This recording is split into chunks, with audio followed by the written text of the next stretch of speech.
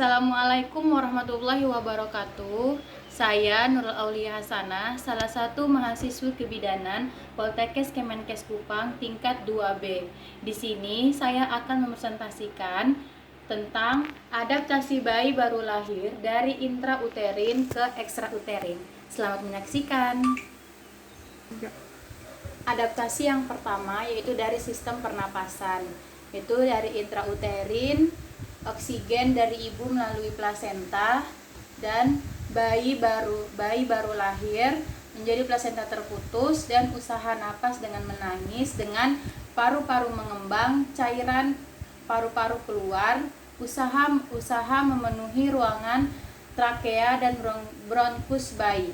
Sisa cairan di dalam paru dikeluarkan dari paru di setiap pembuluh darah. Setelah itu, dari paru-paru mengembang dan cairan paru-paru keluar melalui bernafas dengan paru-paru, yaitu ekstrauterin. Yang kedua, sistem hematologi dan sirkulasi darah intrauterin. Aliran darah fetal bermula dari vena umbilicalis menjadi akibat tahanan pembuluh paru yang besar atau lebih tinggi dibandingkan tekanan vaskuler sistemik atau SWR, hanya 10% dari ventrikel kanan yang sampai paru. Terus sisa 90% terjadi shunting ke kanan ke kiri melalui ductus arteriosus botalli, dan menjadi pada neonatus reaksi pembuluh darah masih sangat kurang sehingga keadaan kehilangan darah, dehidrasi, dan kelebihan volume juga sangat kurang untuk ditoleransi. Setelah dari sini akan menjadi konsentrasi Hb janin dari ibu berbeda pada saat kehamilan cukup bulan. Dari sini Hb janin yang berkisar seberat 15 gram per 100 ml. Tiap gram Hb mampu mengangkut 1,34 mili oksigen. Ketika lahir, terjadi pelepasan dari plasenta secara mendadak, secara umbilical cord dipotong atau dijepit, dan menjadi tekanan atrium kanan menjadi rendah, tahanan pembuluh darah sistemik atau SVR naik pada saat yang sama, paru-paru mengembang, tahanan vaskuler baru menyebabkan penutupan foramen oval atau penutupan setelah beberapa minggu. Aliran darah dari ductus arteriosus botalli berbalik ke kiri dan ke kanan. Dari tiap Hb menjadi kemampuan ini meningkat. Kemampuan darah janin untuk mengangkut oksigen ditambah lagi afinitas oksigen dari janin yang tinggi memudahkan perpindahan menjadi penutup ductus arteriosus secara fisiologis terjadi pada umur bayi 10-15 jam yang disebabkan kontraksi otot polos, arteri pulmonalis, dan secara anatomis pada usia 2-3 minggu. Dan yang terakhir, tekanan sistemik antara 60-130 mmHg, frekuensi nadi bayi rata-rata 120 kali per menit dengan tekanan darah 80/60 mmHg. Yang ketiga ada sistem imunitas.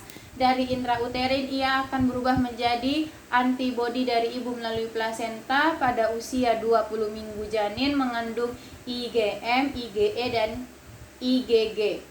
Ketika lahir, bayi memiliki IgM yang lebih banyak, dan setelah itu kebal terhadap penyakit menular tertentu, dan pada penyakit menular tertentu akan hilang sampai beberapa bulan, sampai bayi mendapatkan vaksin dari luar seperti imunisasi, dan ekstrauterin akan menyebabkan bayi tersebut kebal dari penyakit menular yang gampang sekali terjadi pada bayi. Yang keempat adalah sistem gastrointestinal. Yang pertama dari intrauterin yang ke ekstrauterin, yaitu pada 26 minggu enzim sudah terbentuk meskipun amilase baru nyata, dan menjadi janin meminum air ketuban dan akan tampak gerakan peristaltik usus. Protein dan cairan amnion yang ditelan akan menghasilkan mekonium di dalam usus dan menjadi mekonium ini karena tetap tersimpan sampai partus, kecuali pada kondisi hipoksia dan stres akan tampak cairan amnion bercampur mekanium.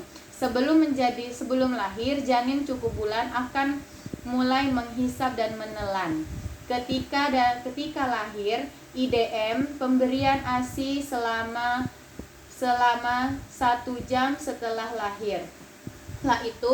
Setelah pemberian ASI, bayi mempunyai kemampuan baru lahir cukup bulan untuk mencerna dan menelan makanan. Setelah itu ada refleks gumoh dan batuk yang matang sudah terbentuk baik saat lahir. Setelah itu esofagus bawah dan lambung masih belum sempurna atau gumoh. Gumoh akan menyebabkan kapasitas lambung masih terbatas kurang dari 30 cc untuk bayi baru lahir cukup bulan. Kapasitas lambung akan bertambah secara lambat bersamaan dengan tumbuhnya bayi baru lahir. Setelah itu dari ekstrauterin peraturan ASI on demand.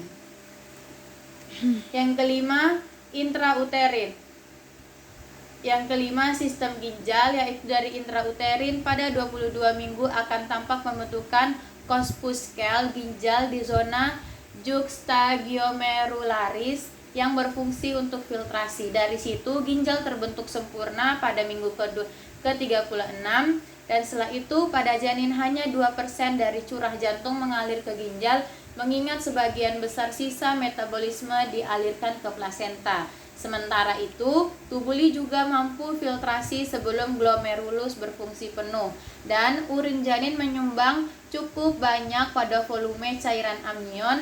Oleh karena itu, oligohidramnion itu merupakan pertanda penurunan fungsi ginjal atau kelainan sirkulasi. Sistem urinasi mulai pada bulan pertama produksi urin pada janin dan mulai antara masa gestasi 9 dan 11 bulan minggu kehidupan intrauterin akan menyebabkan frekuensi ekskresi janin dilakukan melalui plasenta. Hal ini terbukti dengan ditemukan hasil pemeriksaan komposisi cairan tubuh fetus yang normal. Ketika lahir, frekuensi janin belum sempurna, maka dari itu peranan ginjal janin adanya untuk melekatkan dan mengencerkan urin, mengabsorpsi fosfat dan mengadakan transportasi zat organik dan mengubah berat ginjal relatif banyak mengandung air dan natrium. Setelah itu bayi lahir mengekskresikan sedikit urin pada 40 jam pertama kehidupan, seringkali hanya 30 sampai 60 ml ekstrauterin. Terima kasih. Baik, ini adalah akhir dari penjelasan saya. Saya harapkan dapat dimengerti. Wassalamualaikum warahmatullahi wabarakatuh.